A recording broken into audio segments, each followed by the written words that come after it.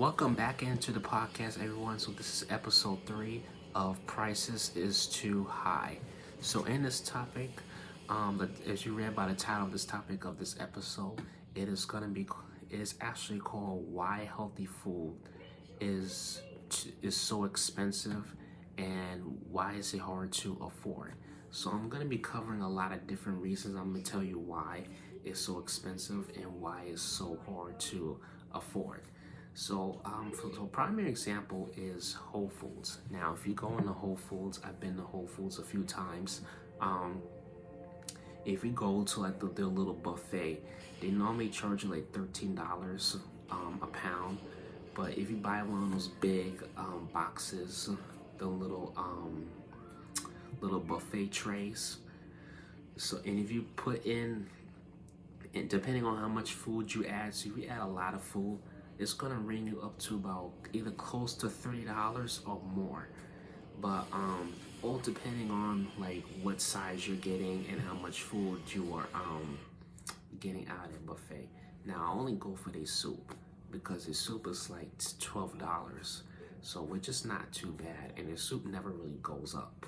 So that's really the good thing. I only just buy the chicken soup, and that's it most of the time. But I don't really buy from Whole Foods all the time because it's so expensive and you can't really afford it.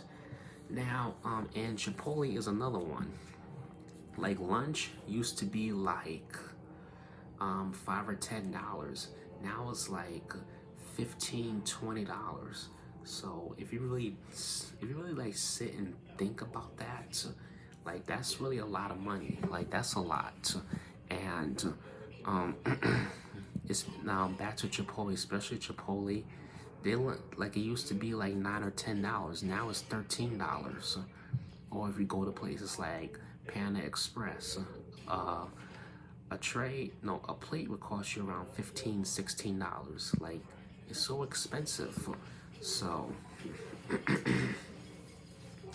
and then as I was talking in my last video, it would cost to go to the grocery store. It would cost you around $400 or $500 nowadays, depending on how many people you have in your house.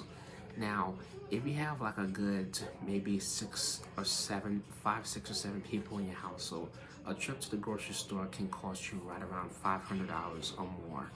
But if you have like 1 or 2 or 3 people, it'll be over $100. But it really all depends on how many people you have in your house.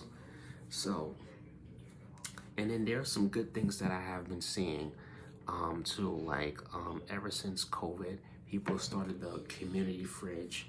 Now, my job, which is nonprofit, so I basically work for a nonprofit, is about healthy eating as well. So we promote healthy eating, and we're basically here for the community as well, the community that I live in. And I used to manage a community fridge. Now, with managing a community fridge,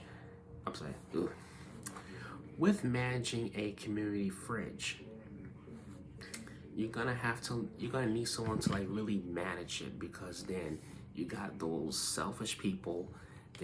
They want to take everything for themselves and not consider the next person.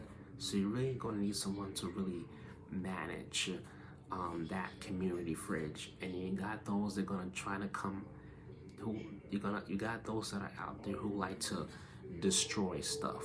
So they're gonna try to come out and destroy the fridge, and you don't want that, or try to vandalize it. So you definitely do not want that as well.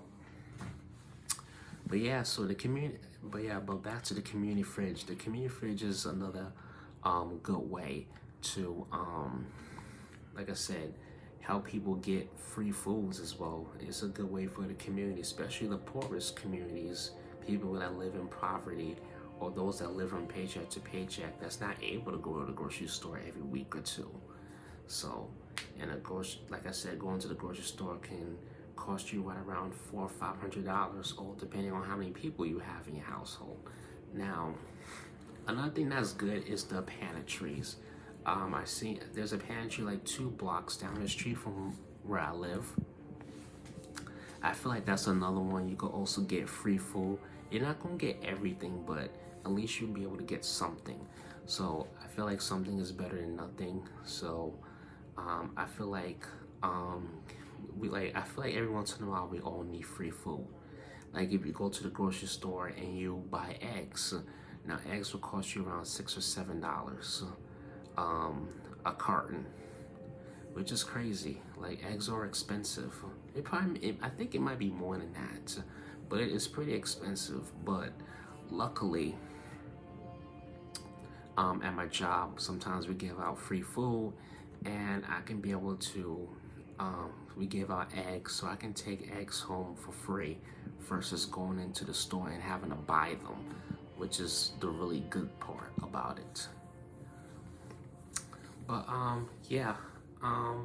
Well, anyway, this was just a quick little podcast, so I don't want to make it too long this time. Um, now, I'm gonna just give some last opinions before we close out this podcast. In my opinion, though, personally, I feel like we need more community fridges, more pantries as well, because I really feel like it will help a lot of the poor communities, people that are in poverty, that can't necessarily afford. And I feel like they need to expand food stamps. Definitely food stamps. It definitely will help. I tried to apply for food stamps, but I don't know. It's always something with food stamps. So I'm not gonna get too much into that.